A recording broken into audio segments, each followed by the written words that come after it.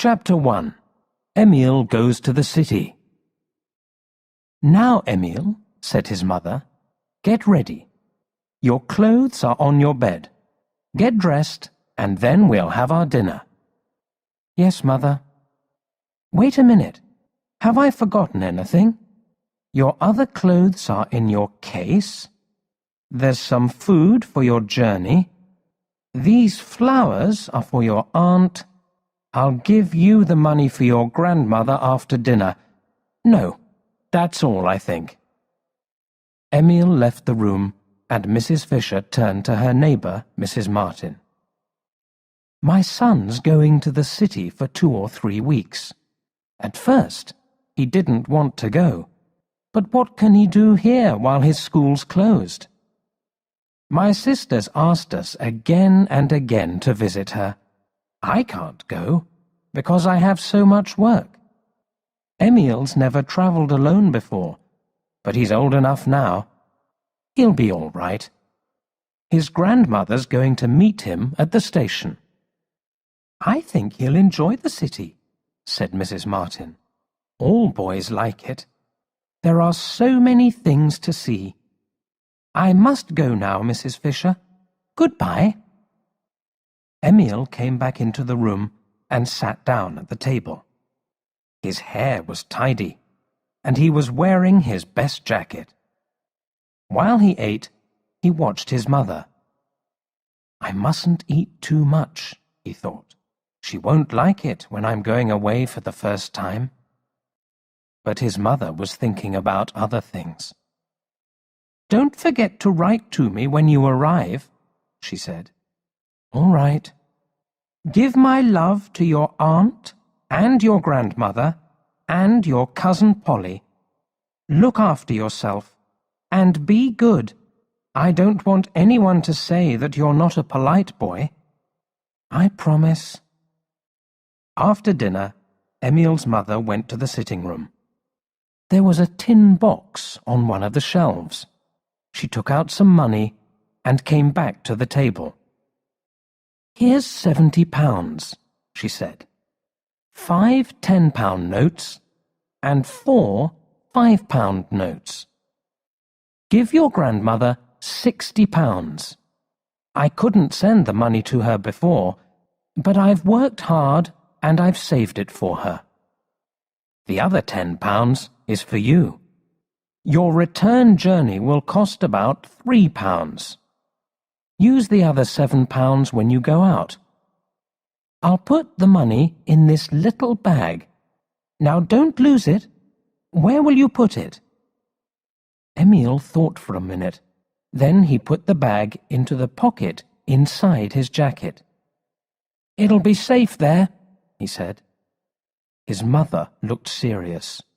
"You mustn't tell anyone on the train about the money."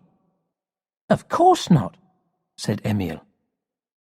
Some people think that £70 is not a large amount of money, but it was a lot of money to Emil and his mother. Emil's father was dead, so his mother worked hard all day. She paid for their food and clothes, and for her son's books and his school. Emil realized that his mother worked hard, so he really tried to do well in class. She was always pleased when he got a good report from his teacher at the end of the year.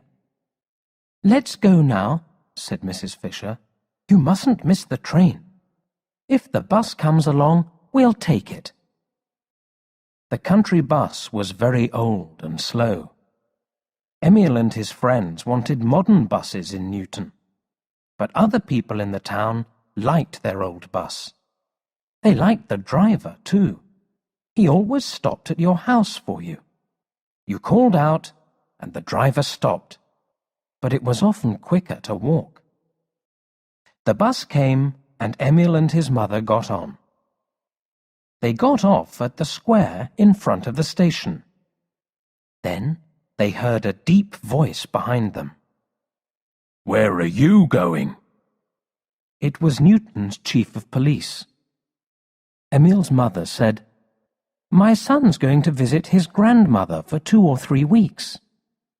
Emil felt silly. He was remembering something.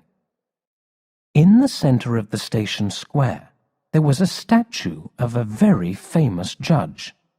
One day, after school, Emil and his friends climbed up and put an old cap on the statue's head.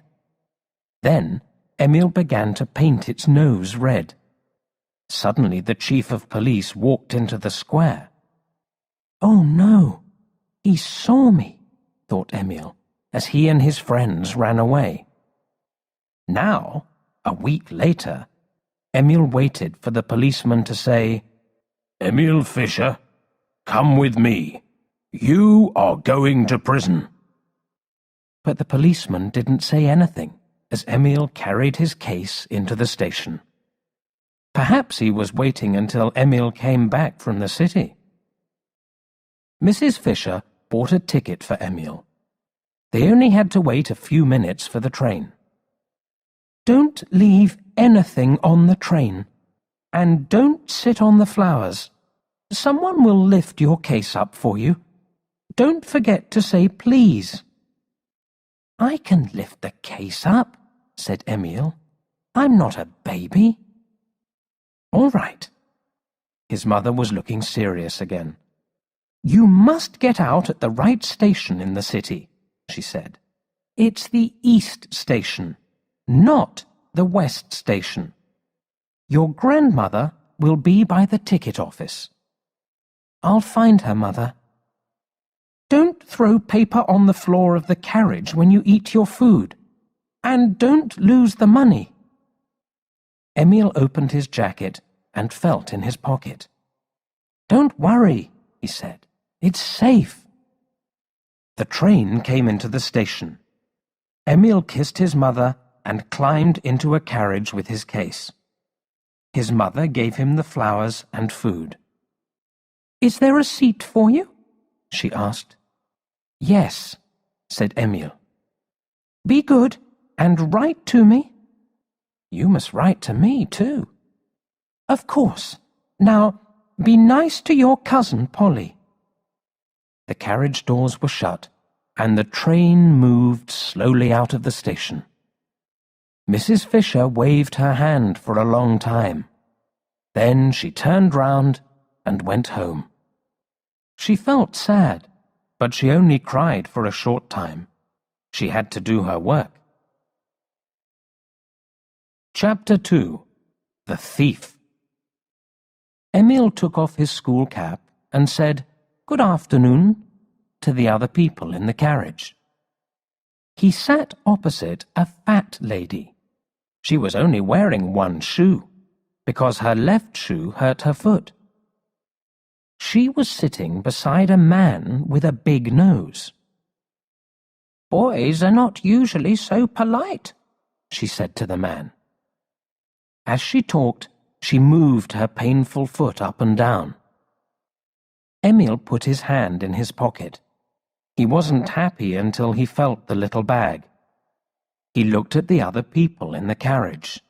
They didn't look like thieves. There was another woman sitting to the right of the man with the big nose. She was sewing, making a cap for a baby. At the window, next to Emil, a man with a black hat was reading a newspaper. Suddenly, the man put down his paper and took some sweets from his pocket. "Would you like one?" he asked Emil. "Thank you very much," said Emil, taking one of the sweets.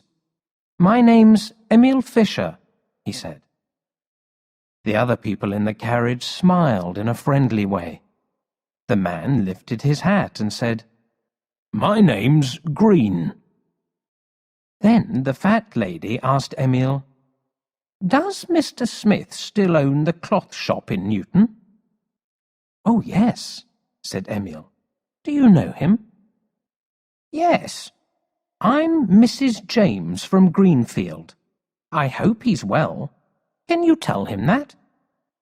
"Yes, of course," replied Emil. "Are you going to the city?" Mr. Green asked Emil. "Yes. My grandmother's meeting me at the East Station ticket office." He felt in his pocket. The paper money in the bag made a little noise.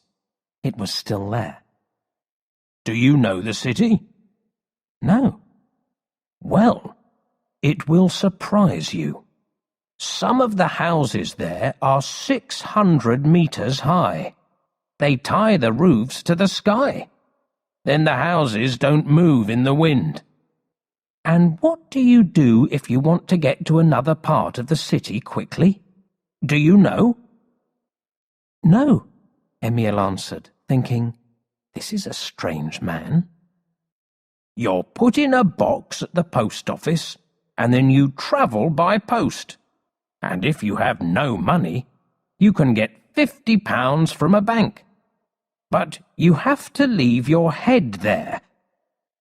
"Is your head at the bank?" the man with the big nose said. "Stop telling the boys stupid stories." The two men began to shout. Fat Mrs. James stopped moving her foot, and the other woman stopped sewing. Emil was happy, because the strange man couldn't talk to him now. He took out his food and began to eat his bread and butter. Then the train stopped at a big station. The two ladies and the man with the big nose got out. Mrs. James was almost too late, because she couldn't get her shoe on. "Tell Mr. Smith what I said," she called to Emil as she left the train.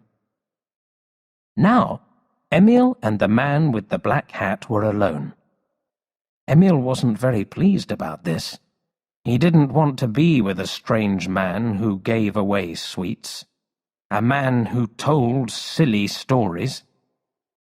Emil wanted to feel the money again, but not in front of the other man. Then the train started again. Emil went to the washroom at the end of the carriage. He took the little bag out of his pocket and counted the money. It was still there, but how could he make it safer? Then he remembered. There was a pin in his jacket. He took out the pin and pushed it through the bag, the paper money, and the cloth of his inside pocket. The money was safe now. Emil went back to the carriage. Mr. Green was asleep. Emil was glad. Now he didn't have to talk to him. He looked out of the window. He enjoyed watching the trees, the fields, and the houses. Mr. Green continued sleeping. Sometimes he made little noises. Emil watched him. Why did he always keep his hat on? Emil noticed his long face and thin ears. Suddenly, Emil jumped with surprise. I nearly went to sleep. I mustn't do that, he told himself. He didn't like being alone with Mr. Green. Emil wanted more people in the carriage, but nobody came. He kicked his foot to stay awake. He sometimes did this at school in history lessons. For a short time, this helped him. He thought about his cousin, Polly. What did she look like now? It was 2 years since he last saw her. He couldn't remember her face very well. Some minutes later, he nearly fell off his seat. Have I been asleep? He thought. He kicked his foot again. Then he counted the flies on the window. He counted them from the bottom to the top. He counted them from the top to the bottom. And then he counted them again. First, there were 24. Then there were 23.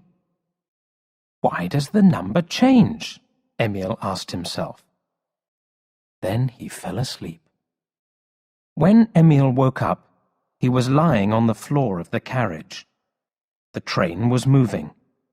He remembered his dream. It was a bad dream. The policeman from Newton was running after him. He caught him and took him to the stone judge. The judge was alive and said, Emil Fischer, you painted my nose, so you must go to prison." Slowly, Emil began to remember. Of course, he was going to the city. Did he fall asleep, like the man in the black hat? But the man wasn't there. Emil was alone in the carriage. He sat up. His knees were shaking. He got up from the floor. His clothes were dirty, so he cleaned them quickly with his hands.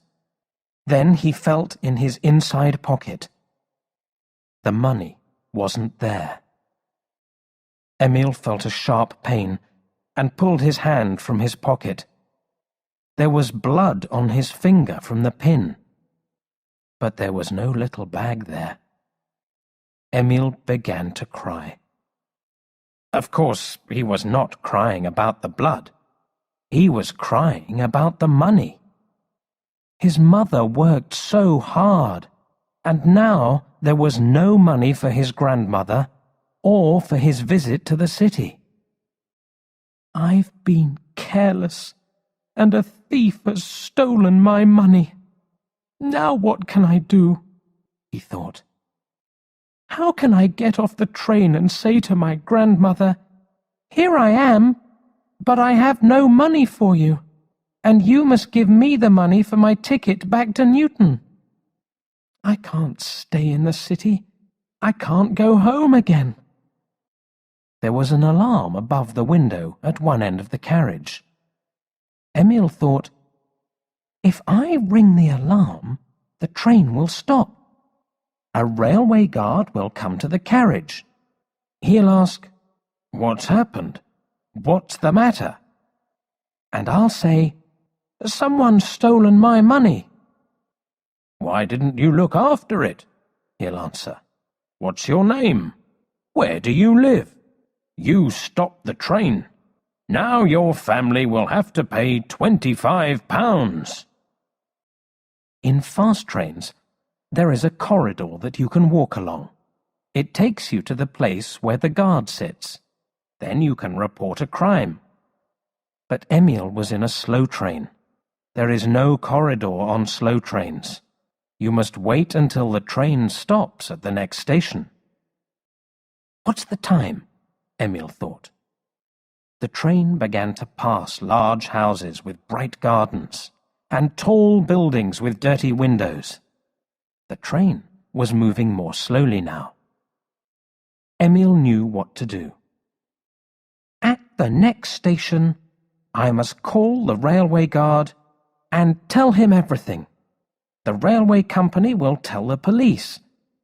But then I'll have problems with the police, he thought, remembering his dream. They'll ask the Newton police about me. He imagined the Newton police chief officer's report. Emil Fischer of Newton is not a good boy. He paints the noses of statues. I do not believe that his money was stolen. Perhaps he was careless and lost it, but he probably hid it because he wanted to use it for himself. Emil Fischer is the thief. We must put him in prison. Emil thought about the report and was afraid. No, he couldn't tell the police. He took his case down and put on his cap. Then he put the pin back in his jacket and got ready. The train stopped. Emil looked out of the window and saw a sign on a wall. It said, West Station. The doors were opened and people got out of the carriages. Friends were waiting to meet them. Suddenly, he saw a black hat in the crowd. It was some meters away. Was it the thief? Perhaps he stole Emil's money, but didn't leave the train. Perhaps he just moved to another carriage while the train was at one of the stations. Emil got out quickly. Then he remembered the flowers. He put down his case and jumped back into the carriage. He got out again with the flowers and picked up his case. Then he ran as fast as he could towards the gate. Where was the black hat? There it was. Or was it a different hat? Emil's case was heavy. He wanted to put it down and leave it. But someone will steal it, he thought. At last, he got through the crowd. He was now closer to the black hat. Was it the thief? No. There was another one. No, that man was too short. Emil ran in and out of the crowd. There! There was Mr. Green, the thief. He was passing through the gate, and he seemed to be in a great hurry. "I'll get you," thought Emil angrily. He gave his ticket to the railway man, put his case in his other hand, and with the flowers under his right arm, ran after the black hat. "It's now or never," he thought. Chapter 3. Emil goes after the thief. Emil wanted to run after the man and shout, "Give me my money!" But, he thought, the man won't say, "Of course, dear boy, here it is. I promise that I'll never steal again." No, now he could only watch the man. A very fat lady was walking in front of Emil. He hid behind her and followed the thief out of the station. If I ask that lady for help, Emil thought, she probably won't believe me. The man walked into the station square. He crossed the road. An electric tram with 2 carriages turned into the road from the right. The man got into the first carriage and sat down next to a window. Emil ran after the tram. The tram started moving as he reached the second carriage. He jumped on the tram, put his case in a corner, and stood in front of it. Cars hurried past the tram. There was a lot of noise, and there were a lot of people. There were newspaper boys at every corner, and wonderful windows filled with books, gold watches, shoes and food, and the buildings were very, very high. So this is the city, Emil thought. He wanted to look at everything, but there was no time. The man with my money will get off the tram and escape into the crowd. Then everything will be hopeless, he thought. Emil thought about his grandmother. She was waiting for him at the ticket office in East Station. The tram stopped. Emil watched the carriage in front. A crowd of new passengers got on, but nobody got off. One man was angry because he fell over Emil's case. A man inside the tram was selling tickets. He rang the bell, and the tram moved again. Suddenly, Emil thought, "Oh no, I haven't got any money. If I can't pay for the ticket, I'll have to get off." He looked at the other passengers. "Can I say to one of them, 'Please give me some money for my ticket'?" he thought. One man was reading a newspaper. 2 others were talking about a bank robbery. "The thieves made a hole underground," one of them was saying, "and they went through the hole into the bank. They stole thousands of pounds." The other man laughed. "Who can believe what people say?" he asked. "Perhaps only a little money was taken." No, thought Emil. They won't believe me. The ticket man came nearer and nearer to Emil. "Tickets, tickets, please," he called out. People gave him their money and received their tickets. He reached Emil. "And you?" he asked. "I've lost my money, sir," Emil said. Lost your money? I've heard that story before. And where do you want to go? I don't know yet, said Emil. Well then, get off at the next stop. No, I can't do that. I must stay here, please, sir. If I tell you to get off, you get off. Do you understand? Oh, give the boy a ticket, said the man who was reading a newspaper. He gave the ticket man some money, and Emil received his ticket. A lot of boys tell me they've lost their money, said the ticket man. Then they laugh at me behind my back. This one won't laugh at you, said the man with the newspaper. Thank you very much, sir, Emil said. Oh, that's all right, the man with the newspaper said. Excuse me, sir. Where do you live? Why do you want to know? I want to give you back your money.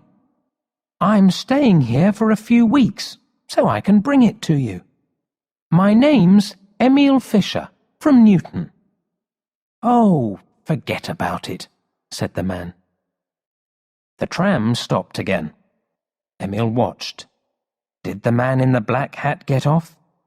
He saw nothing. The tram continued its journey. Emil looked at the beautiful wide roads. He had no idea where he was going. The thief was still sitting in the other carriage. Nobody seemed interested in Emil. Even the kind man was reading his newspaper again. The city was so large, and Emil felt so small. It didn't matter to anyone that he had no money. 2 million people lived in the city, and nobody was interested in his problems. What's going to happen? Emil thought. He felt very unhappy. Emil's grandmother and his cousin Polly were waiting for him at East Station. They were standing near the ticket office, looking at the time every minute. A lot of people passed them, carrying boxes, cases, and flowers, but not one of them was Emil. Perhaps he passed us, and we didn't see him, said Polly. She stood on the platform with her shining new bicycle. She wanted to show it to Emil. He'll want one too when he sees it, she thought. Polly's grandmother was worried. What is the matter? What is the matter? I think the train arrived a long time ago. They waited a few more minutes. Then Polly went to ask about the train. A man was standing at the gate, looking at people's tickets. Has the train from Newton arrived yet? Polly asked him. Newton? Oh, yes, said the man. That train arrived a long time ago. Polly went back to her grandmother and gave her the news. Oh, dear, what's happened? What's happened? The old lady said. I think he got out at the wrong station, said Polly. Boys are so stupid. They waited for another 5 minutes. We can't stay here, said Polly. The next train from Newton is in 2 hours. Let's go home now. I'll come back here on my bicycle and meet him. I don't like it. I don't like it, said the old lady. When she was worried about something, she always said things twice. At home, Polly's father and mother didn't know what to do. Polly's father wanted to write to Emil's mother. No, don't do that, said his wife. Perhaps he'll be on the next train. I hope he will, said Polly's grandmother, but I don't like it. I don't like it. I don't like it either, said Polly, shaking her head wisely. Chapter 4. Emil's friends make a plan. At last, the man in the black hat got off the tram. Emil picked up his case and the flowers, thanked the man with the newspaper, and followed the thief. The thief walked in front of the tram, crossed the road, and continued on the other side. The tram moved away, and Emil saw the man go into a cafe. Now, thought Emil, I must be very careful. There was a house at the corner of the road. He ran into the doorway. It was a good place to hide. From there, he could see the thief easily. Mr. Green was sitting close to the cafe window. He was looking very pleased with himself. He ordered some coffee. Emil didn't know what to do. I can't stay here and watch the man. A policeman will come along and tell me to move, he thought. Suddenly, a horn sounded just behind Emil. He jumped and turned round quickly. A boy stood there, laughing at him. "Don't be afraid," said the boy. "Did you make that loud noise?" asked Emil. "Of course," said the boy. "You're not from here, are you? Everyone here knows me and my horn. I always carry it with me." "No, I'm not from here," said Emil. "I'm from Newton. I've just come from the station." "Newton? From the country? Is that why you're wearing those silly clothes?" "Don't talk like that or I'll hit you," said Emil angrily. The other boy looked surprised. "I don't want to fight," he said. "It's too hot. But I will if you want to." "I haven't got time to fight now," said Emil. "I'm busy." "Busy? You aren't doing anything, just standing in this doorway." "Yes, I am," Emil answered. "I'm watching a thief." "What? Did you say thief?" "That's right," said Emil. He told the boy about losing all his money. "Wow, this is wonderful," said the boy as Emil finished the story. "It's like a detective film at the cinema. What are you going to do next?" "I don't know." "Look, there's a policeman over there. Let's tell him. He'll help you." "I don't think so," said Emil. "I did something wrong in Newton. I think the police want to catch me." "Oh, I see," said the boy. He thought for a minute, then said, "I'll help you, if you want me to." "I'd like that," said Emil. "My name's Paul," said the boy. "And mine's Emil." "Well, Emil," said Paul, "we must do something. Have you got any money now?" "Not a penny." Paul sounded his horn softly. It usually helped him think, but it didn't help this time. "Can you bring some of your friends here?" asked Emil. "Good idea," said Paul. "I'll run round to their houses and sound my horn. Then they'll come out and help us." "Okay, but come back soon," said Emil. "If the thief leaves, I'll have to follow him.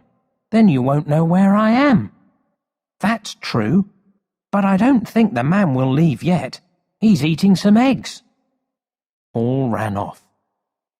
Emil felt much happier. Friends are a great help when you're in trouble. Emil watched the thief. He was enjoying his meal. Perhaps he was paying for the food with Mrs. Fisher's money. But things were different now. Emil had help at last. 10 minutes later, Emil heard the horn again. He saw about 20 boys coming up the road towards him. Paul was in front. "What do you think of this?" he asked Emil. "Great," said Emil, looking at all the boys. "I've told them what happened," Paul continued. He turned to the other boys. "This is Emil, and the man who stole his money is sitting in that cafe. He mustn't escape." "We'll soon catch him," said a boy with a loud voice. "This is the captain," Paul said. He then told Emil the names of all the other boys. "Well," said the captain wisely, "we must begin. First, everyone must give me their money." Each boy threw his money into Emil's cap. A very small boy, called Little Tuesday, put 5 pence into the cap. He was very excited, because it was his job to count the money. "We have 85 pence, Little Tuesday reported. "3 of us will keep the money. If we can't stay together, there'll always be someone with money." "Good idea," said the captain. He and Emil each kept 20 pence. Paul took the rest. Emil thanked everyone and said, "I'll return the money after we catch the thief, but I can't do much with this case and these flowers. I'd like to leave them somewhere safe." "Give them to me," said Paul. "I know the man who owns that cafe. I'll leave them with him. And I'll have a good look at the thief while I'm there." "Be careful," said the captain. "We don't want the thief to know you're watching him." When Paul came back, Emil said, "Now I think we should have a meeting, but not here. Everyone can see us." "We'll go over to the square and sit on the grass," said the captain. "But some boys must stay here and watch the thief. They can be the watchers. 2 can watch the cafe, and 5 or 6 others can stand along the road. If anything happens, they can run to the square. Then we'll come back here." "I'll choose the watchers," Paul said to Emil and the captain. "And I'll stay here too and watch the cafe. You take the rest of the boys with you. Hurry, it's getting late now." Paul chose the boys that he needed. The rest went to the square with Emil and the captain. They sat down on 2 long seats in the middle of the square by the grass. They all looked very serious. Then the captain began to speak in a loud voice. His father was a soldier and always spoke like that when he gave orders. "It's possible," the captain said, "that later we won't be able to stay together. If that happens, we'll need a telephone. Who has a telephone at home that they can use?" "I have," Little Tuesday called out. "My family's out at the cinema tonight." "And what's your telephone number?" the captain asked. "West 5478. The captain thought for a minute. He turned to a boy named John. "Take this pencil and paper. Cut the paper into 20 pieces. Write Little Tuesday's telephone number clearly on each piece. Then give everyone a piece of paper with the number on it. Little Tuesday's house can be our telephone office. Our detectives must telephone that office when anything new happens. And when we want to know the news, we can telephone that number too." "But I'm not at home," said Little Tuesday. "No, but you will be," the captain answered. "Listen to me. We'll finish talking, and then you'll go home and sit by the telephone. It's very important work." John gave out the pieces of paper. Each boy put his piece carefully in his pocket. The captain continued. "Some of you must follow the thief, but the others must stay here in the square. Then we'll know where you are. We'll find you if we need you. You can go home now. Tell your families that you'll be very late tonight, but one after the other, not all at the same time. John, you can go home with Little Tuesday. Run back here when there's something to report. I think that's all, isn't it?" "We'll need something to eat," said Emil. 5 boys ran off to get some food. "I think you're all being silly," said a boy called Peter. "You're talking about food and telephones, but we need to talk about catching this thief. How are we going to catch him?" "Can we get his fingerprints?" said a boy who read a lot of detective stories. "Of course not," said John. "We can only hope to get back the money that he's stolen." "But if we steal the money from him," said the captain, "we'll be thieves too." "That's right," said Emil. "It's wrong to take something from someone if he doesn't know about it." "Okay, we've talked enough," said the captain. "Now let's do something. We don't know yet how we're going to catch this man, but one thing's sure, he must give back the money." "I didn't understand what you said about stealing," said Little Tuesday. "How can I steal something that belongs to me? I own it, even if it is in another person's pocket." "You're too young," said the captain. "You can't understand." "Are you sure we can all be good detectives?" asked Peter. "We don't want the thief to know what's happening. He'll escape." "Yes, we'll need some good detectives," cried Little Tuesday. "That's why you need me. I can be a wonderful police dog, too. I can make a noise like a dog." Nobody listened to him. "Perhaps the thief has a gun," said Peter. "Then we need brave detectives," said Emil. "If anyone's afraid, they can go home to bed." Nobody moved. "There's one more thing," Emil continued. "I must send news to my grandmother. She doesn't know where I am. She'll go to the police, and we don't want that. Can someone take a letter to 15 Bridge Street for me?" "I'll do it," said a boy called Robert. Emil asked for a pencil and paper. He wrote, "Dear Grandmother, you probably want to know where I am. Please don't worry. I am in the city. I cannot see you yet because I have some important business. But when everything is finished, I will come. Do not ask what this business is. The boy who is bringing you this letter is a friend. He knows where I am, but he cannot tell you because it is a secret. Give my love to Uncle, Aunt, and Polly. Your loving grandson, Emil." Emil wrote the number of the house and the name of the street on the other side of the paper. Robert took it. The captain gave him the money for his tram ticket, and Robert hurried away. The 5 boys came back with the food.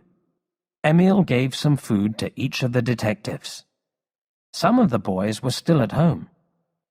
Their families did not want them to come out again. The captain gave them all a secret word.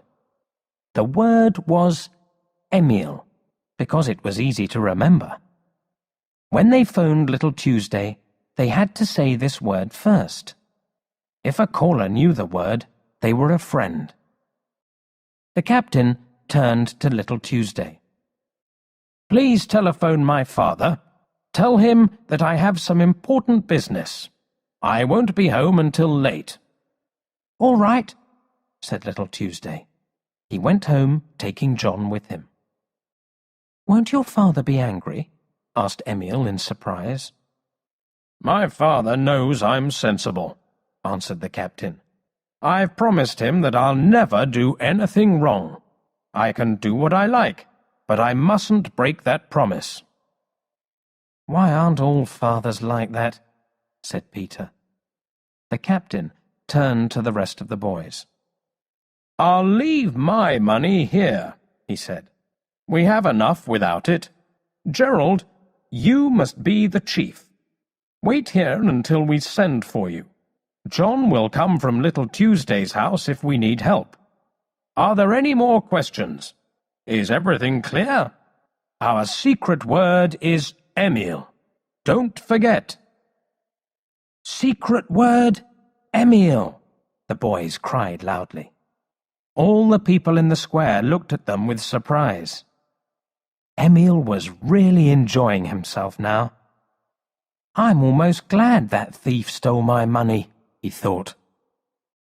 Chapter 5. Following the Thief. 3 of the watchers ran into the square waving their arms. This was the sign. Mr. Green was leaving the cafe. "Let's go," the captain cried, and he, Emil, and 3 other boys ran back to Paul. He was waiting for them in the doorway of the house. The thief was standing outside the cafe, buying a newspaper. He opened the newspaper and began to read. "He's looking over the top of the newspaper. He wants to see if anyone's watching him," said Emil. "I watched him very carefully," said Paul, "and he didn't look at me once.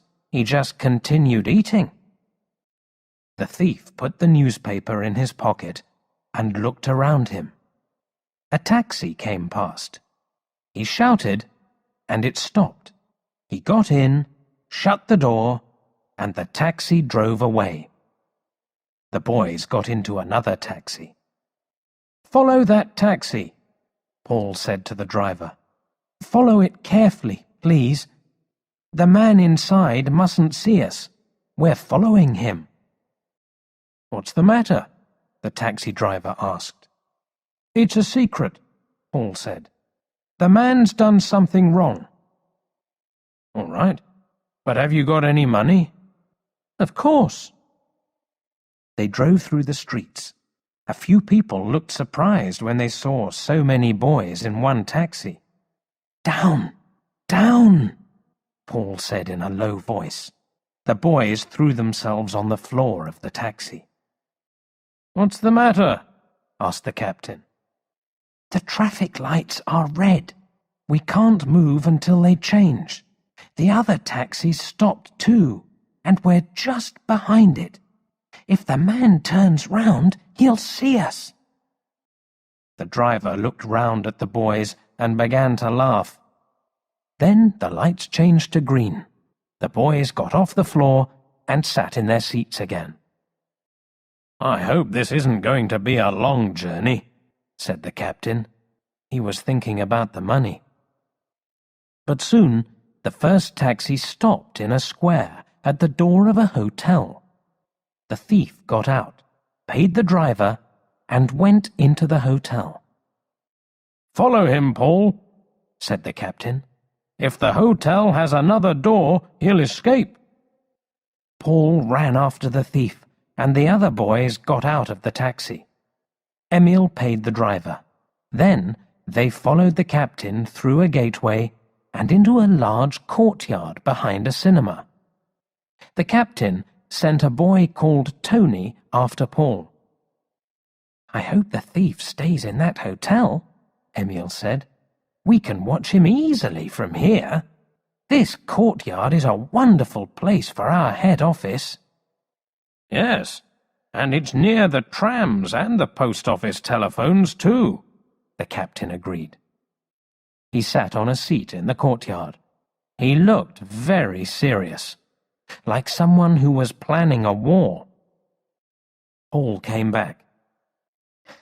"The thief took a room in the hotel," he said excitedly. "And there's only one way out. I checked. We've got him." "Is Tony watching the hotel?" the captain asked. "Of course." The captain gave a boy called Walter some money. "Phone Little Tuesday," he said. Walter ran to the post office. "Is that you, Tuesday?" "Speaking," Little Tuesday replied. "Secret word, Emil. Walter speaking. The thief is staying at the West End Hotel, Princess Square. Our head office is in the courtyard behind the West End Cinema." Little Tuesday wrote everything down very carefully, and then Walter told him about the taxi journey. "Why can't I be there with you?" Little Tuesday said. He felt sad and lonely sitting by the telephone. "Have any of the others phoned you?" "No." "Okay, goodbye for now." Walter went back to the courtyard. It was getting late. "I'm sure we won't catch him today," said Paul. The boys thought deeply for some time. The sky was growing dark. They weren't sure what to do next. Suddenly, they heard a bell. It was coming nearer. A shining new bicycle came into the courtyard. A girl was riding it, and behind her was Robert. Emil jumped up and said, "That's my cousin, Polly." The captain offered Polly his seat, and she sat down. "Well, Emil," Polly began, "we were just going to the station to meet the next train from Newton. Then your friend Robert arrived with the letter. You have some very nice friends." Robert looked pleased. "And now," Polly continued, "Father and Mother and Grandmother are probably asking where I am. I didn't tell them anything. I just left the house with Robert. We phoned your office and spoke to Little Tuesday, and so here we are. But I must go back home now." "Were the family angry with me?" asked Emil. "No. Grandmother just talked and talked until Father and Mother told her to be quiet." Polly stood up. "I hope you catch your thief tomorrow. Who's your chief detective?" "This boy," said Emil. "He's the captain." "I'm pleased to meet a real detective," said Polly. The captain looked proud of himself. "And now I must go," Polly said. "I'll come back in the morning. Goodbye." Polly rang the bell on her bicycle and rode away. Time passed slowly. Emil went to see Walter and Tony, the two boys who were guarding the hotel. Then he went to the hotel, looked in, and went back to the courtyard. "We can't go home," he said. "Someone should stay and watch for us. There's a boy in the hotel who works in the lift. Let's speak to him. Perhaps he'll help us." "That's a good idea," said the captain. "You're not as silly as most people from the country." "City people don't know everything," Emil replied. He felt a little angry. The other boys didn't want the thief to see Emil, so Paul went to speak to the lift boy. Emil and the captain went out of the courtyard. They stood by the gateway eating bread and butter. It was nearly night time. Electric lights shone everywhere. The noise of trams, bicycles, and taxis seemed even louder now. There was dance music coming from the West End Hotel. Crowds of people were going into the cinema. "The city is wonderful, of course," Emil said, "but I wouldn't like to live here all the time. Newton is much smaller, but it's big enough for me. There's too much noise here." "I like the city," said the captain, "and if you live here, you don't notice the noise." About an hour later, Peter and a number of other boys came into the courtyard. They were carrying a lot of food. The captain was very angry. "What are you doing here?" he shouted. "I told you to stay in the square." "Don't shout," said Peter. "We want to know what's happening here." "John didn't come from Little Tuesday's house with any news," said Gerald, "so we thought something was wrong. That's why we came." "How many boys are in the square?" asked the captain. 3 or 4, said one of the boys. "No, I think there are only 2, said another. That's enough, shouted the captain. Is there anyone in the square? Stop shouting, said Peter. You can't tell us what to do. I don't think you should be a detective, said the captain. We don't want you. Peter said some rude words and went away. A boy came through the gateway. He was dressed in green, and there was a green cap on his head. Is that the lift boy? Asked the captain. Nobody answered. The boy came towards them. Suddenly, a horn sounded, and the boy in green began to laugh. It was Paul. "Don't you know me?" he asked. Everyone laughed.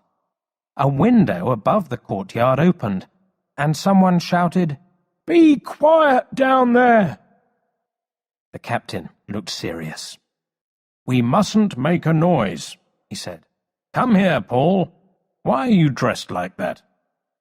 "Well, I went to the hotel," Paul began, "and the lift boy was standing by the lift. I waved, and he came over to me. I told him everything about Emil and the thief. He wanted to help, so he gave me some of his clothes." "People will think you're another lift boy," he said. "You can watch the thief. He won't know who you really are." "And that's why I'm wearing these clothes."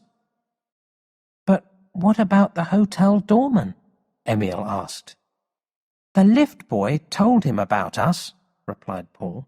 "The hotel doorman is the lift boy's father, so it's okay. Now I can stay there all night, and I can take one of you with me too. The thief is in room 61.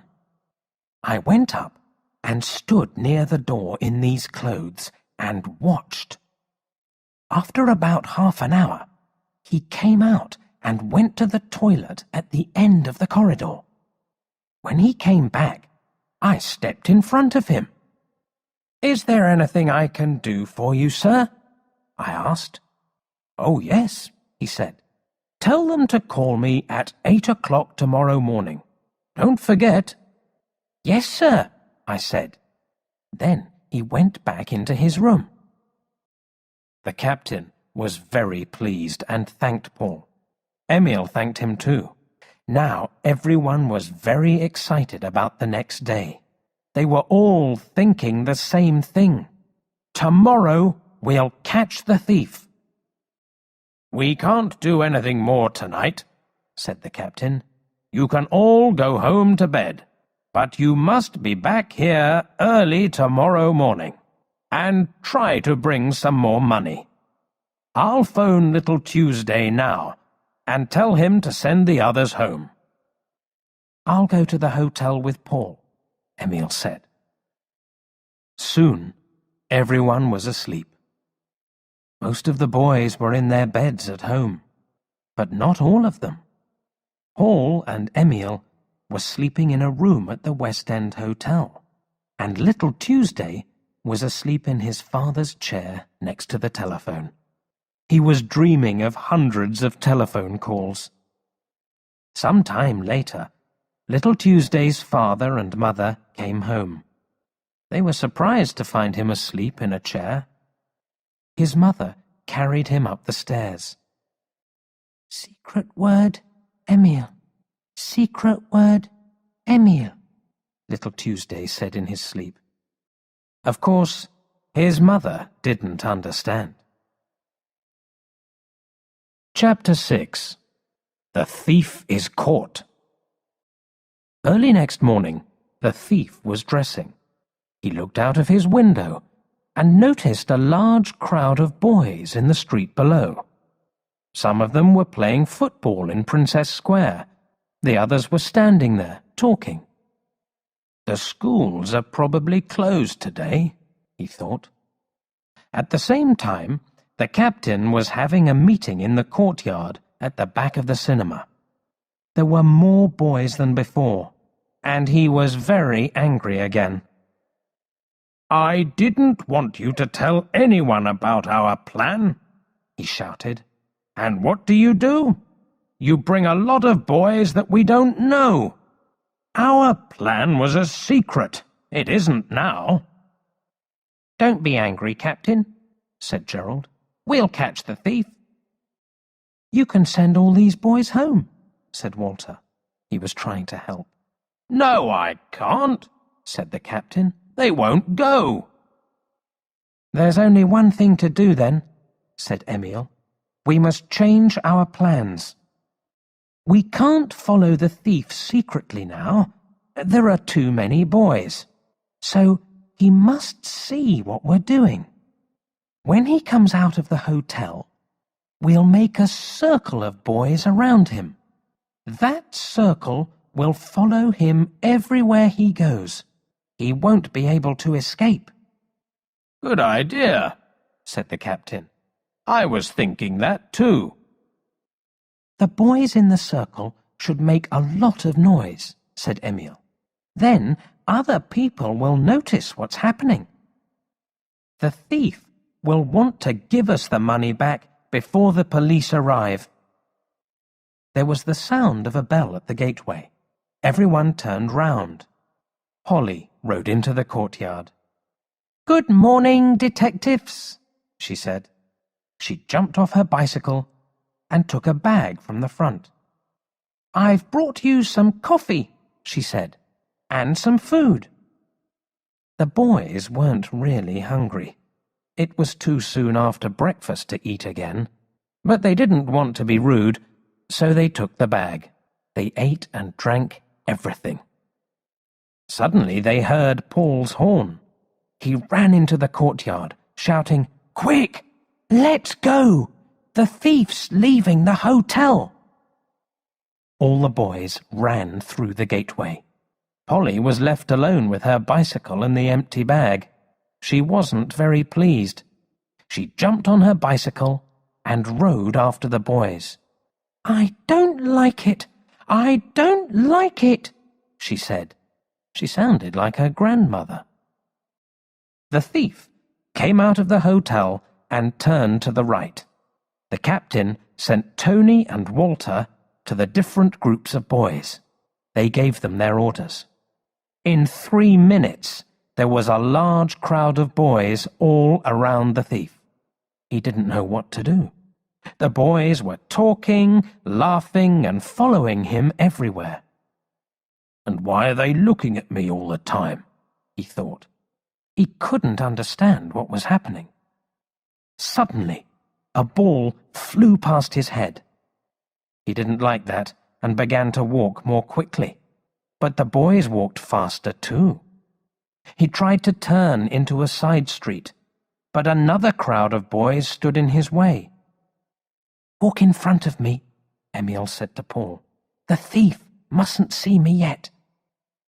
Polly rode at the side of the crowd, ringing her little bell. The thief was feeling more and more nervous. He didn't know what he should do next. He tried walking faster, but he couldn't escape. Suddenly, he turned round and ran back along the street. The crowd followed. Then Walter ran in front of the thief, and the man nearly fell. "What's the matter with you?" Mr. Green shouted. "Go away, or I'll call a policeman."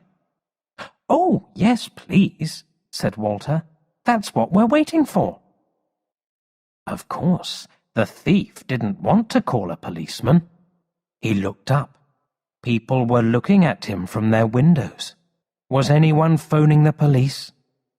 "If the police come," he thought, "they'll start asking questions." He was beginning to feel afraid. He didn't know what to do. Then he saw a bank across the road. It gave him an idea. He ran through the crowd of boys and hurried into the bank. The boys followed. The captain stopped them at the door and said, "Paul and I will go inside. Emil can stay here until we're ready for him. When Paul sounds his horn, Emil and 10 boys must come into the bank." He turned to Emil. "Bring some good boys, Emil. This will be a difficult business." Paul and the captain walked into the bank. Mr. Green was standing in front of a desk. Behind the desk, a bank assistant was having a telephone conversation. The captain got close to the thief. Paul stood behind him, with his hand in his pocket, ready to sound his horn. The bank assistant finished telephoning and came to the desk. "What can I do for you?" he asked Mr. Green. "Can you change these £70 for me, please? I'd like £5 notes for the £10 notes, and £1 notes for the £5 notes." He took the money out of his pocket. "Stop!" the captain called out. "That money was stolen." "What?" said the bank assistant in surprise. The other people in the bank looked up from their work. "This man stole that money from my friend," said the captain.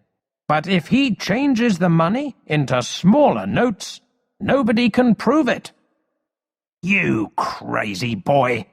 shouted Mr. Green. He hit the captain in the face. The captain hit him back hard in the stomach. All the bank workers ran to the desk to watch. Paul sounded his horn. 10 boys came running into the bank. Emil was in front. They all stood around Mr. Green. The bank manager came out of his office. "What's all this noise about?" he asked. Emil pointed to the thief. "Yesterday afternoon, this man here stole my money. He took it while I was asleep on the train from Newton." "Can you prove this?" the manager asked. Mr. Green laughed. "Of course he can't. I've been here for a week. Yesterday I was in the city all day."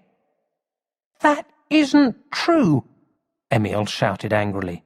He was almost crying. "Can you prove that this is the same man? The man who was on the train yesterday?" the manager asked. Emil thought for a minute. His friends began to look worried. "Yes, I can," Emil said at last. "There was a lady in the carriage for the first part of the journey.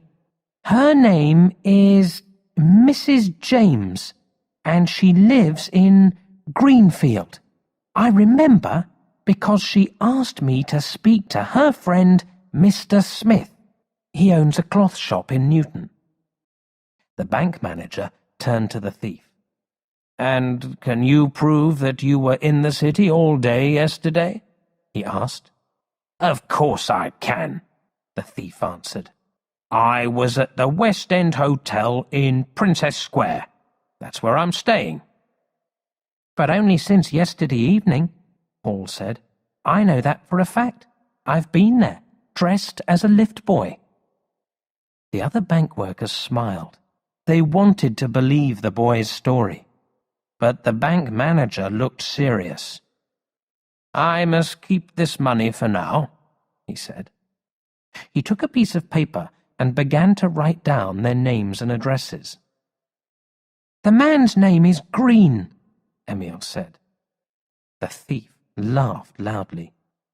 "You can see that there's been a mistake. My name's Miller, not Green." "In the train yesterday, he called himself Green," Emil said. "Can you prove that your name's Miller?" asked the bank manager. "I have no papers with me," said the thief, "but I can get them from the hotel." "Don't believe him," Emil cried. "It's my money, and I must have it back. My mother asked me to take the money to my grandmother. She lives here in Brett Street." "Perhaps that's true," said the manager, "but I'll have to ask you again. Can you prove that the money is yours? Is your name written on the back of the notes? Did you write down their numbers? "Of course not," said Emil. "I didn't think that I could lose the money." "Were there any marks on the notes?" "I don't think so." "Well, that's the end of it then," the thief said. "Everything that I've told you is true. That money's mine. I never steal from children." "Wait a minute," Emil cried. "Now I remember. There is a mark on the notes. The mark of a pin. I wanted to be sure that the money stayed in my pocket. So I put a pin through the cloth of my pocket and through the bag with the money in it. If you look closely at the notes, you'll see the holes from the pin." The bank manager held the notes up against the light. Everyone watched in silence. The thief stepped back. "The boy's right," said the manager. "There are holes in these notes." "And here's the pin that made the holes," Emil said. He put the pin from his jacket on the desk. Then he held his finger up. "And here's the place where I pricked myself." The thief turned and pushed through the crowd of boys. Some of them fell down. He ran through the door of the bank and disappeared. "Catch him!"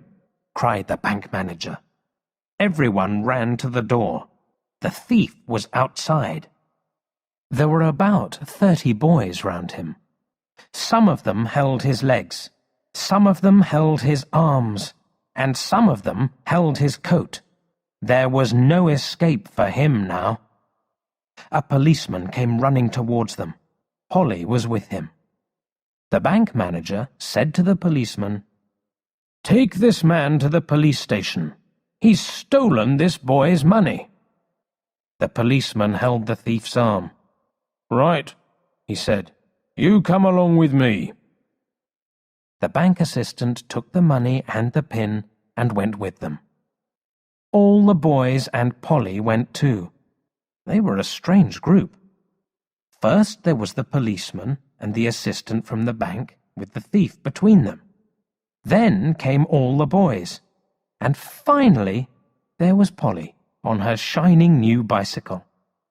She called to Emil, "I'm going to ride home and tell the family."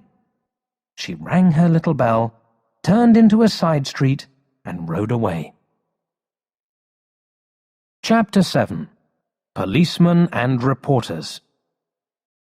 At the police station, the policeman told his chief everything that he knew. Emil added more information. He also had to give his name, date and place of birth, and address. The police chief wrote everything down. "And what's your name?" he asked the thief. "John Turner," the man answered. When they heard this, Emil, Paul, and the captain laughed loudly. Even the bank assistant laughed. "First, his name's Green," Paul said.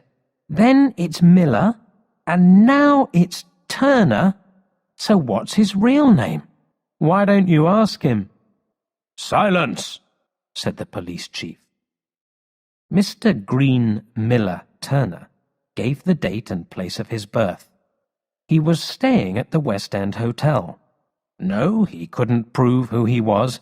He didn't have any papers with him. "And where were you before you came here yesterday?" the police chief asked. "In Greenfield." "That isn't true," cried the captain. "Silence," the police chief shouted. He turned to the thief. "Mr. Turner, did you steal £70 from the schoolboy Emil Fisher of Newton yesterday?" "Yes," said the thief sadly. "I don't know why I did it. The boy was asleep in the corner of the carriage. I saw the bag with the money in it fall out of his pocket, so I picked it up. I only wanted to see what was in the bag, but because I didn't have any money—" "This isn't true," Emil said.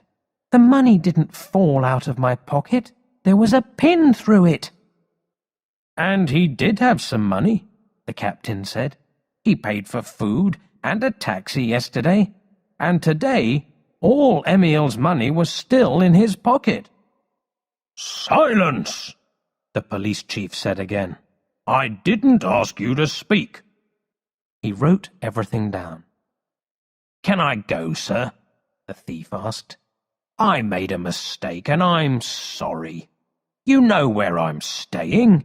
I'm in the city on business, and I'd like to finish it today." The police chief didn't listen to him.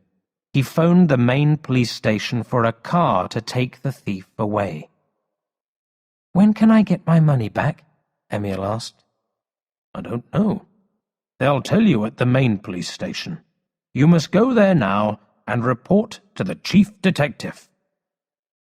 The police car arrived a few minutes later and took the thief away. The other boys were standing outside the police station. Emil gave them the news. He asked them to telephone Little Tuesday with the news too. Finally, he said, "Thank you, everyone, for all your help. Soon I'll be able to pay back the money that you lent me." The boys were happy to help, they said. They didn't want the money back. Only Emil, Paul, and the captain went to the main police station. A policeman took Emil to see the chief detective. The others waited outside his office. The chief detective was a pleasant man. He listened to Emil's story and then gave him back the money. "Look after it now," he said. "I will," said Emil. "I'm going to take it to my grandmother." "You and your detectives did a very good job," said the chief. "Thank you, sir," said Emil. "Can I ask a question?" "Of course." "What will happen to the thief?" "We'll take his photograph and his fingerprints. Then we'll check on our list of criminals. We'll see if he's there." "List of criminals?" "Yes, it's a book. We keep photographs of all the people who've been to prison.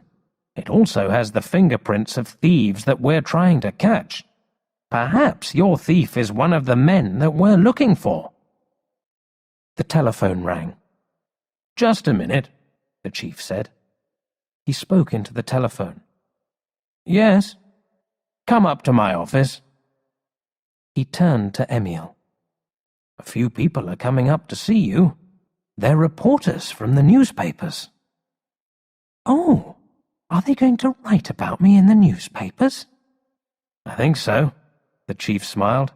"When a schoolboy catches a thief, he becomes famous." The door opened, and 4 reporters came into the room. The chief detective shook hands with them and told the story of Emil and the thief. The 4 reporters wrote everything down carefully. "This is a wonderful story," one of the reporters said. "A boy from the country becomes a detective." "He should join the police," said another man. "Why didn't you go to the police at the beginning and tell them everything?" asked a 3rd reporter. Emil suddenly felt afraid. "Yes, why didn't you do that?" asked the chief detective. "Because," Emil began slowly, "I painted a red nose on the statue in the station square at Newton. Do I have to go to prison?" The reporters and the chief detective all laughed. "Of course not, Emil," said the chief. "We aren't going to send one of our best detectives to prison." "Oh, I'm very happy about that," Emil said. He turned to one of the reporters. "Don't you remember me?" he asked. "We were on the same tram yesterday. You paid for my ticket because I had no money." "Of course," said the reporter. "And you asked me where I lived. You wanted to come and give me back the money." "Can I give it to you now?" said Emil, taking some money out of his pocket. "Of course not," said the reporter. "I've got a better idea. Come with me, and I'll show you the offices of our newspaper. But first, we'll go and have some tea and cakes." "I'd like to go with you very much," said Emil, "but Paul and the captain are waiting for me outside." "Then they must come too," said the reporter. But they had to wait a few more minutes. The other reporters wanted to ask some more questions. Emil told them everything that they wanted to know. They wrote it all down. "Is this the first time that Mr. Green has stolen anything?" one of them asked the chief detective. "I don't think so," he replied. "Phone me in an hour. It's possible that I'll have a big surprise for you." The reporter from the tram put Emil, Paul, and the captain into a taxi, and they all drove away for tea and cakes. Paul sounded his horn on the way. In the cafe, the boys ate a lot of cakes and told the reporter about their exciting adventure. They told him about the meeting in the square and how they followed the taxi. They told him how Paul dressed as a lift boy and about the fight in the bank. "You are three of the finest boys that I've ever met," the reporter said at the end. They all felt very proud of themselves. After tea, the reporter took Emil to the newspaper office. It was a very large building. People were running in and out of rooms all the time. Everyone seemed very busy. The place was filled with the sound of people typing. They went into a room where a young lady was sitting. The reporter walked up and down, telling her Emil's story. Emil watched as she typed it all. Then the reporter telephoned the chief detective's office. He listened for some time. "Really? Is that true?" Emil heard him say. "You don't want me to tell him?" "Thank you very much. It will be a wonderful story for the newspaper." The reporter turned to Emil and said, "Come with me, quickly. We must take your photograph." "Why?" asked Emil in surprise. The reporter smiled. They went up in the lift and into a large room. Emil tidied his hair, and someone took his photograph. Then the reporter took Emil down to the street. He called a taxi to take Emil home. "Goodbye," the reporter said. "And don't forget to read the newspaper this afternoon. I think you'll be very surprised." Chapter 8. With Grandmother at Last.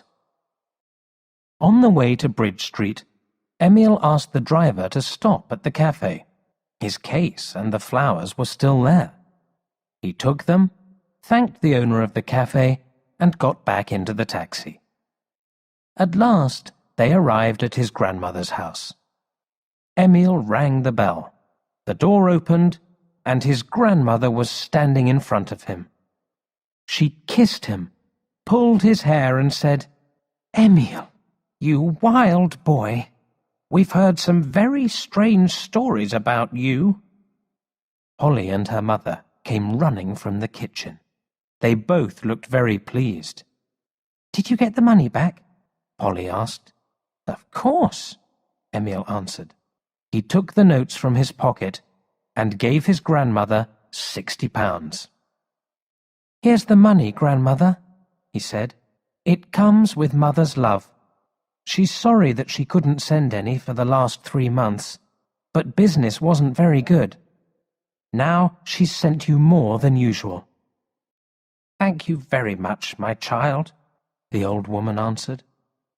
She gave him back one of the pound notes and said, "That's for you, because you're an excellent detective." Emil thanked his grandmother. Then he gave the flowers to his aunt. She took the paper off them, and Polly brought a pot of water from the kitchen. But it was too late. The flowers were dead. "Oh dear, they look like dry grass," said Polly. "They were fresh when Mother gave them to me," Emil said. sadly. "But I couldn't give them any water yesterday." "It doesn't matter," his grandmother said. "Now, we must have our dinner. Uncle won't be home before this evening. Can you help me, please, Polly?" After dinner, Emil wanted to ride Polly's shining new bicycle, so he and Polly went out into the street. His grandmother lay down to rest. His aunt made an apple cake. Her apple cakes were famous. As Emil was riding along Bridge Street, a policeman came past. "Do you know where number 15 is?" he asked. "Yes. Why? Has something happened?" Emil replied. He was thinking about the statue again. No, said the policeman. "Are you the schoolboy Emil Fisher?" "Yes, sir." The policeman didn't say another word. He just walked to the house and rang the bell. Emil's aunt asked the policeman to sit down in the sitting room. His grandmother woke up. She wanted to know what was happening, too. Emil and Polly stood near the table. They were all excited. "I have some news for you," the policeman began. "Emil and his detectives followed a bank thief. The police have wanted to catch the man for a long time. We found his fingerprints in our list of criminals, so he had to tell us everything. And this time his story was true. Most of the money that he stole was in his hat and inside his coat. It was all in £100 notes." "Really?" said Polly. She couldn't believe it. The policeman continued. 2 weeks ago, the bank promised a reward to the person who found the thief. And you caught the man," he said, turning to Emil. "So you'll receive the reward. The chief detective is very pleased." The policeman took some notes from his pocket and put them on the table. £50, he said. Emil looked at the money. He was too surprised to speak. His grandmother gave the policeman a cup of coffee, and then he left. The old woman put her arm round Emil, saying, "I can't believe it. I can't believe it." Emil still couldn't speak, but Polly could. She jumped up and down, shouting, "Now we can invite all the boys here to tea." "Yes," Emil said, "but first we must invite Mother." Chapter 9. Emil's mother goes to the city. The next morning, Mrs. Fisher's neighbour, Mrs. Martin, rang her doorbell. "How are you, Mrs. Fisher?" she asked. "I'm worried about my son," Mrs. Fisher replied. "He hasn't written to me since he went to the city. I'm watching for the postman all the time." "Well, now you can stop worrying, my dear," said Mrs. Martin. "I came to tell you that he's fine. He sends his love." "Where is he? How do you know?" "He's very well. He's also famous. He caught a thief and was given a reward of £50. You must go to the city on the next train." "But who told you all this?" "Your sisters just phoned me. You must go and see them immediately." Later that afternoon, Mrs. Fisher had another surprise. She was sitting on the train, and a man opposite her was reading a newspaper. Suddenly, she saw something on the front page. "That's my son!" she cried, pointing to a photograph of Emil. The man put down the newspaper and looked up in surprise. "Really?" he said. "So you're Emil Fisher's mother? I'm sure you're very proud of him. Here, you can read the story." And he gave her the newspaper. "Country boy acts as detective," she read. 100 children follow a thief. Then came Emil's story. Mrs. Fisher read every word carefully. When she finished, she felt very proud of her son, so she read the story again, 7 times. Emil was waiting for her at East Station. "Isn't it wonderful?" he said. "And do you know what I'm going to do? I'm going to buy a new coat for you and a football for me." His mother smiled. "That's very nice, dear, but I've got a better idea. We'll put most of the money in the bank and save it. When you're older, it will be very useful to you." "Well, okay," said Emil, "but you'll still have your coat. And now I'd like you to meet my friends." "Where are they?" "At Grandmother's house. Aunt has made one of her apple cakes, and we've asked all the boys to a tea party. They're there now, making a lot of noise." And it was noisy when they arrived. All Emil's new friends were there. Paul, the captain, Gerald, Walter, Robert, Tony, John, Little Tuesday, and the others. There weren't enough chairs for everyone. Polly was running from one table to another with a big pot of tea. Everyone was eating apple cake. The old grandmother was laughing happily. Emil's mother thanked the boys for helping her son. Suddenly, the old grandmother stood up. "Now, listen to me, boys," she began. There was silence. "I'm not going to tell you how wonderful you are," she said. "It isn't a good idea to be too proud of yourselves. It's true that you caught a thief. But there's one boy here who wanted to follow Mr. Green with the rest of you. He wanted to go after him in a taxi, and dress in a lift boy's clothes, and watch him secretly. But he didn't. He did what you told him to do. He stayed at home by the telephone and helped in that way." Everyone looked at Little Tuesday. "Yes, I'm talking about Little Tuesday," the grandmother continued. "He stayed by the telephone for 2 days. It was a boring job, but he did it well. Now, let's all stand up and thank Little Tuesday." And that is exactly what everyone did. The party ended, and all the boys went home. But first they promised to meet again before Emil went back to Newton. The family sat and talked about Emil's adventure. "Well," said Emil, "I've learnt one lesson. You can't believe everything that strangers tell you." "And I've learnt something too," said his mother. "It's not a good idea for boys to travel alone." Emil's grandmother didn't agree. "You're wrong, dear," she said. "You're wrong." "Perhaps," said Emil's mother, "but isn't there a lesson that we can learn from this?" The old lady smiled. "Yes, there is," she said. "Life is difficult sometimes, but there are many kind people in the world." She turned to Emil. "And a true friend comes when you need help."